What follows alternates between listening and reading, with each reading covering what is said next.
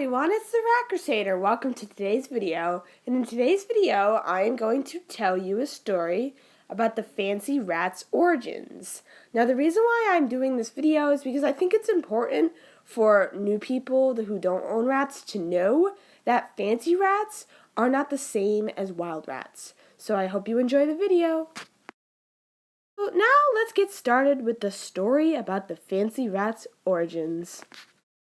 Fancy rat origins actually start in Europe originally, and in Europe, before rats had become pets, they had a very unfair past.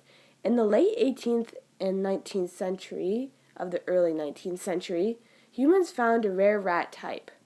It was like in the woods, just like any other rat was, and no one had any clue it even existed. And this kind of rat had a gene that was never seen before. So everyone was like looking at it weirdly. It didn't look like a normal rat, and some people were even freaked out. And this gene, which was started the fancy rats, or the Ratus novesticis domestica, is the scientific way of saying fancy domestic rat.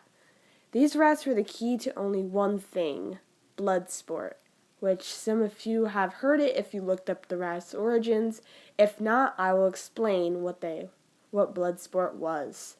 So blood sport was a thing where fancy rats in the early age were used to be killed by other animals as bait. This was a very sad time to hear about their origins for rat owners who have rats. Later, people realized that this rat was becoming domestic. And that basically means animal changed to have a rare gene to associate and socialize with humans. Over the years, people have crossbred this gene to make new things like dumb-eared, hooded, Siamese, Rex rats, etc. All those different genes. They are now known as pet rats or fancy rats, and they are used for pets only.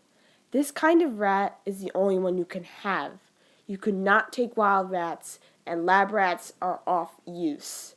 Fancy rats are known as the smartest of the domestic rodents, and they are easy to train and very well behaved, and they make wonderful pets. So those people who don't have them, you should definitely get them. So next I want to move on to why exactly you cannot get a wild rat or lab rat in case of their origins. So you can probably see in this picture I'm showing you right now that rats have changed a lot since this gene. You can see in the first picture on the left over here, you can see a rat making a hissing sound, which is supposed to represent the wild rat. And then through time, with this special gene that was found, the rat ended up being happy now, and it wasn't scared. The only reason this happened is because if you think about it, wild rats are always in danger.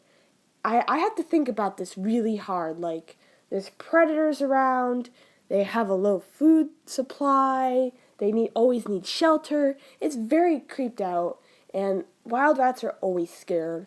And in case of lab rats are always drugged, always used for experiments, sometimes need surgery for their experiments. It's very harsh, so they're also kind of the same as the wild rats, because they're treated the same way.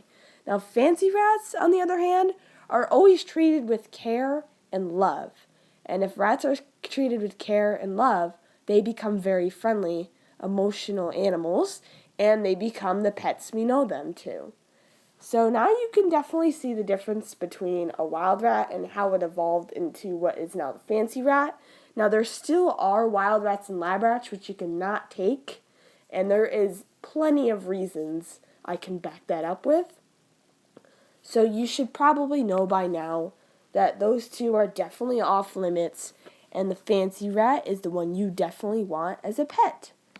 So once again, thanks for watching, everybody, and I hope you enjoyed this video. Don't forget to comment, like, and subscribe. If you have any questions, please ask me in the comments section, and click my profile picture to go to the home page to see more videos, and you can also join my interactive events if you want.